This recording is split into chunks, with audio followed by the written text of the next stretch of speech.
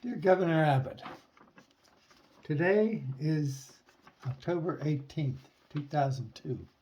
Getting ready for the primary or the November election. And this is one of my favorite pictures that I think you've seen before. It's a picture of me hanging in a noose. And it says, Texas Justice for Winston Heron, Book 1.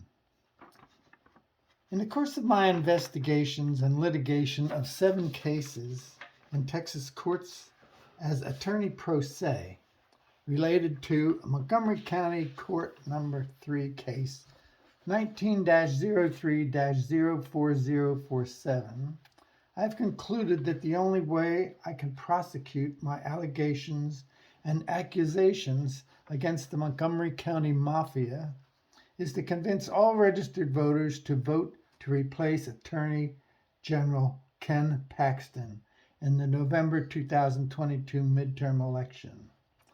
That would mean voting against you, and the only way I can do that is to vote for Roberto O'Rourke. In view of the fact that Attorney General Ken Paxton is not licensed to practice law in Texas and is not a member of the Texas State Bar, I'm left with no other recourse than to suggest that you retire and appoint a suitable replacement to fulfill your current term before early voting takes place and mail-in ballots are cast. I received a letter dated January 20th, 2022 from Lieutenant Governor Dan Patrick that reads, I'm sending you this official, easy-to-use vote-by-mail application.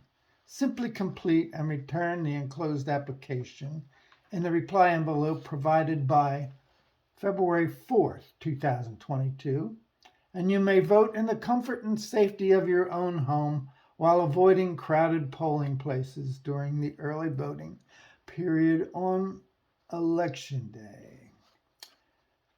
Section 4 of the application reads, send me a ballot for the following elections. Mr. Patrick had already X'd in the Republican primary and any resulting runoff. Since the instructions said I was limited to either the Republican or Democratic Party, I requested a Democratic ballot also because I wanted to vote against Republican Coryell County candidate Judge Grant Kinsey for undisclosed reasons. And I definitely wanted to vote against Attorney General Ken Paxton for reasons explained above.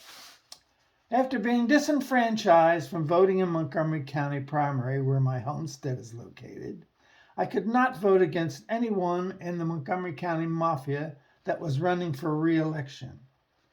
I feel that Mr. Patrick's mailing was totally inappropriate, and I feel that the only way he could win incumbent against incumbent Commissioner George P. Bush was if Mr. Bush decided to withdraw as candidate in hopes that you might consider relieving Ken Paxton of his position and supporting George P. Bush as our new and improved Attorney General, who is licensed as a Texas attorney and member of the State Bar.